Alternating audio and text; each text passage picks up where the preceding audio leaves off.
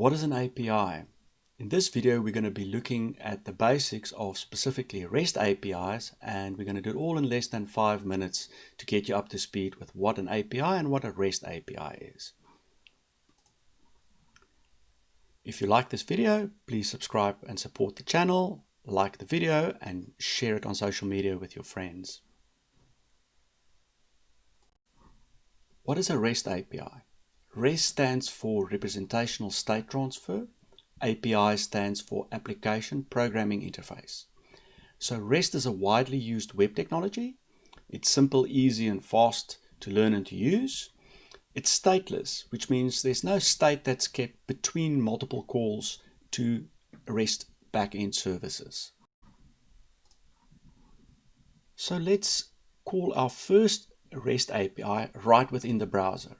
So I'll put this link in the description, or you can find this link in the description as well. It's jasonplaceholder.typicode.com or typicode.com. I don't know exactly how to pronounce that. So what this will bring out is a very easy test environment. So you can just see that a REST API is working, and you can do some prototyping in here.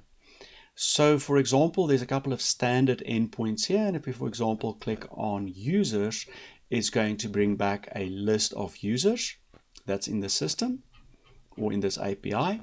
And then there's another little trick where you can do a /1, for example, and it'll bring back the user with an ID 1 or whatever the ID is that you put at the end of the request. And that is calling your first REST API right from the browser. Now that you've called your first REST API and you've seen the response or the result of it, let's talk a little bit about that format. It's called JSON, and JSON stands for JavaScript Object Notation. So it's an open file and data interchange format that is extensively used on the web and specifically used by REST APIs. It's also a text format, which you could clearly see from the response because we could read it. So it's not like a binary format where you can't read it. And it's easy for both humans and computers to interpret. So there's a couple of very simple rules. It has to start and end with curly brackets. So you indicate a JSON response with an open curly bracket, and you indicate the end of the response with a closed curly bracket.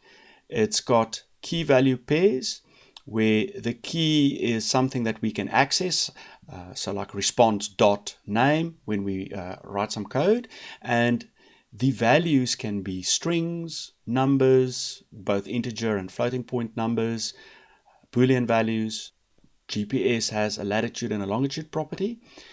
You can also have lists or arrays of data that come back. So for example, score could be something that this user achieved, like 10, 5, 7, 9.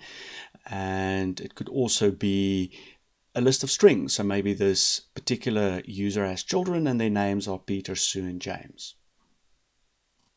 Rester is a browser plugin for Chrome and Firefox, and it helps you to test REST APIs.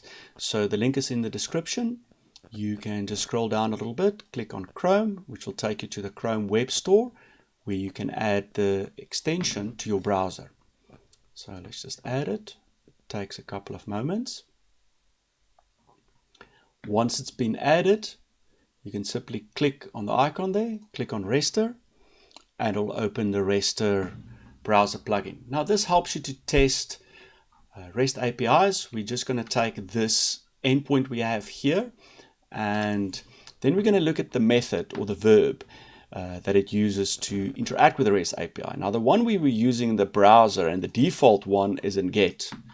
And when you put it in here, it will use the get method. So if we send, so the response is the same as from the browser, but you get a little bit more details back as to the protocol and what's happened and what's going on in the requests. Now there are a couple of methods. So you'll see delete, and delete frequently is used to delete a record. You also have post and put, and a couple of other ones. Post will be to create a record, put is usually to update a record. What else can you do with REST? Well, you can create your own REST APIs. You can consume publicly provided REST APIs, for example, from Facebook, Twitter, the Azure platform, Google Cloud, and a whole host of software out there all have REST APIs that you can use. If you have a username and password and you can set up the authentication, you can usually get data back from the REST API. In the next video, we can delve into the details of how to consume REST APIs from, for example, Node.js or C# with ASP.NET or Blazor, and also how to create your own APIs. It's actually quite simple, and it allows you to make your application's data available to other applications and platforms. Thank you for watching this video. If you enjoyed the video, please subscribe to the channel, click the like button, click the notification icon, and share it on social media. Thank you very much.